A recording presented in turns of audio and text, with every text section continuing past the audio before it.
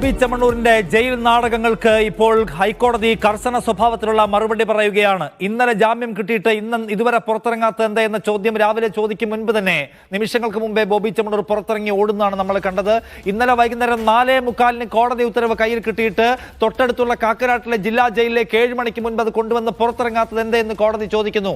അകത്ത് കിടന്ന് പിന്നെയും ഡ്രാമ ഉണ്ടാക്കാൻ, മാധ്യമ ശ്രദ്ധ നേടാൻ, പോപ്പുലാരിറ്റി ഉണ്ടാക്കാൻ, കഥകളിലൂടെ കോടതിയെ പരിഹസിക്കാനാണ് ശ്രമമെങ്കിൽ അറസ്റ്റ് ജയിലിലടയ്ക്കാൻ, ജാമ്യം റദ്ദാക്കാൻ കോടതിക്ക് അറിയാമെന്ന കർശന സ്വഭാവത്തിലുള്ള മുന്നറിയിപ്പും ശകാരവുമാണ് ഇന്നിപ്പോ ബോബി ചെമ്മണ്ണൂർ കേട്ടത്. 12 മണിക്ക് മുൻപ് അദ്ദേഹത്തിന് വിശദീകരണം നൽകേണ്ടി വരും. 12 മണിക്ക് മുൻപ് വിശദീകരണം നൽകിയിട്ടില്ല എങ്കിൽ, അല്ലെങ്കിൽ നൽകുന്ന വിശദീകരണം കോടതിക്ക് പൂർണ്ണമായും തൃപ്തികരമല്ല എങ്കിൽ ജാമ്യം റദ്ദാക്കുന്നതിലേക്ക് പോകുമെന്ന മുന്നറിയിപ്പാണ് കോടതി നൽകുന്നത്. ആ നിലയ്ക്ക് ബോബി ചെമ്മണ്ണൂരിന്റെ ഇനിയുള്ള 1.5 മണിക്കൂർ സമയം അങ്ങേയറ്റം നിർണായകമാണ് നമുക്ക് പറയേണ്ടി വരും. അഹമ്മദ് മുസ്തഫ